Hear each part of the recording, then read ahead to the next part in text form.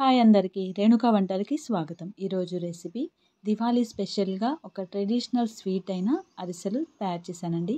So అరిసెలు తయారు చేయడం పెద్ద కష్టమేమీ కాదు. కాకపోతే దీనికి వచ్చి మెయిన్ ప్రాసెస్ వల్ల మనకి పాకం అనేది పర్ఫెక్ట్గా రావాలి.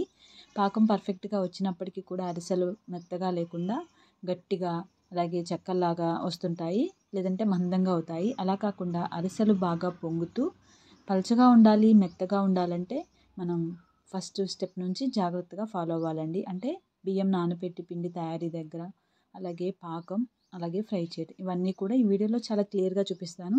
ఒకసారి ఇలా ట్రై చేసి చూడండి, మీకు పర్ఫెక్ట్గా వస్తాయి అన్నమాట. దీనికోసం బియ్యం వచ్చేసి రేషన్ బియ్యం మాత్రమే తీసుకోండి. నార్మల్ బియ్యం కంటే కూడా రేషన్ బియ్యంలో జిగురుండి పిండి మెత్తగా అవుతుంది. 1 కేజీ బియ్యాన్ని శుభ్రంగా కడిగి 36 గంటలు అంటే 2 రోజుల వరకు నానపెట్టుకుని, ఒక నైటు 2 పగళ్ళు అనమాట నానపెట్టి పూర్తిగా వాటర్ వడకట్టి ఇలా మిల్లాడించుకోవచ్చు. మిల్లాడించుకున్న తర్వాత వచ్చిన పిండిని జల్లించుకోవాలి. పిండి మెత్తగా ఉంటే అరిసెలు మెత్తగా వస్తాయి అన్నమాట. జల్లించుకొని పిండి ఆరిపోకుండా ఇలా ఒక గిన్నెలో పెట్టి గట్టిగా నొక్కి పెట్టి మూత పెట్టి పక్కన ఉంచుకోండి. పిండి రెడీ అయితే మనకి వెంటనే పాకం పట్టేసుకోవాలి. లేట్ అయితే పిండి ఆరిపోయినా సరే అరిసెలు మెత్తగా రావు అనమాట. బెల్లం వచ్చేసి 1 కేజీ బియ్యానికి 3/4 కేజీ బెల్లం. బియ్యం కొలతేనండి. 1 కేజీ బియ్యానికి 3/4 కేజీ బెల్లం. ఈ కొలత ప్రకారం తీసుకొని మీకు కరెక్ట్గా సరిపోతుంది. ఒక పెద్దగా లోతుగా ఉన్న గిన్నెలో వేసి 1 గ్లాస్ వాటర్ పోసి బెల్లాన్ని కరిగించుకోవాలి.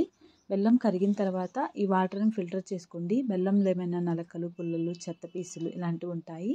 సో వాటన్నిటిని సపరేట్ చేసుకోవచ్చు అనమాట. మీరు బియ్యం నానబెట్టుకునేటప్పుడు కరెక్ట్గా కేజీయే కాకుండా ఇంకొక 1/4 కేజీ వరకు బియ్యం ఎక్కువ నానబెట్టుకోండి. కొంచెం పిండి మిగిలినా పర్లేదు, కానీ తగ్గిపోతే మనకి సరిపోకపోతే పాకం లూజ్ అవుతుంది. సో కాబట్టి కొంచెం ఎక్కువగానే రెడీ చేసుకోవాలి. ఇలా బెల్లం వాటర్ని వడకట్టి ఆ గిన్నెని క్లీన్ చేసి మళ్ళీ గిన్నెలో పోసి ఉడికించుకోవాలి. ఇక్కడ పాకం వచ్చేసి మనకి గిన్నెలో పాకం వేసినప్పుడు గిన్నెలో బాల్ అవ్వాలి, అలాగే మన చేతిలోకి కూడా రావాలి. ఫస్ట్ స్టెప్లో చేతిలోకి రాలేదండి. మరొక 2-3 నిమిషాలు ఉడికించుకొని చూస్తే చూడండి చేతిలోకి మంచిగా వస్తుంది, చేతిలో బాల్ అవుతుంది. ఇలా చేతిలోకి రావాలి, పాకం బాల్ అవ్వాలి, అది కరెక్ట్ అనమాట. ఇక వెంటనే స్టవ్ ఆపేసి మంచి ఫ్లేవర్ కోసం ఇలాచీ పౌడర్, అలాగే ఒక 1/2 కప్పు వరకు వేయించిన నువ్వులు వేసుకోండి. డ్రైగా వేయించాలి. అలాగే ఒక 1/2 కప్పు వరకు నెయ్యి వేసుకోండి.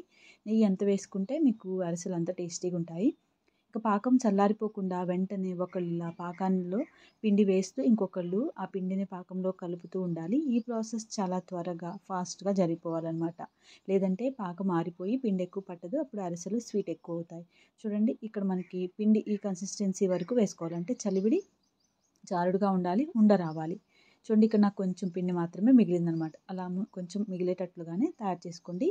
దీనిపైన ఒక 1/2 కప్పు వరకు నెయ్యి అలా పోసేసి మూత పెట్టి పక్కన ఉంచండి. సో చలివిడి చేసిన తర్వాత మనకి ఎక్కువ టైం కూడా ఉంచిన అవసరం లేదండి. ఒక 1/2 గంట అలా ఉంచి వెంటనే తయారు చేసుకోండి. సో చూడండి ఆయిల్ ఇలా కొంచెం లోతుగా ఉన్న కడాయిలో ఆయిల్ పోసుకోండి. అలాగే అరిసెలు అప్పాల్లాగా తయారు చేసుకోవడానికి ఆయిల్ కవర్ ఒకటి రెడీగా పెట్టుకోవాలి. ఎప్పుడు అరిసె అప్పుడే మనం అప్పంలాగా తయారు చేయడం, వెంటనే ఆయిల్లో వేసి ఫ్రై చేయడం, అలా చేసినప్పుడే అవి బాగా పొంగుతాయి అన్నమాట.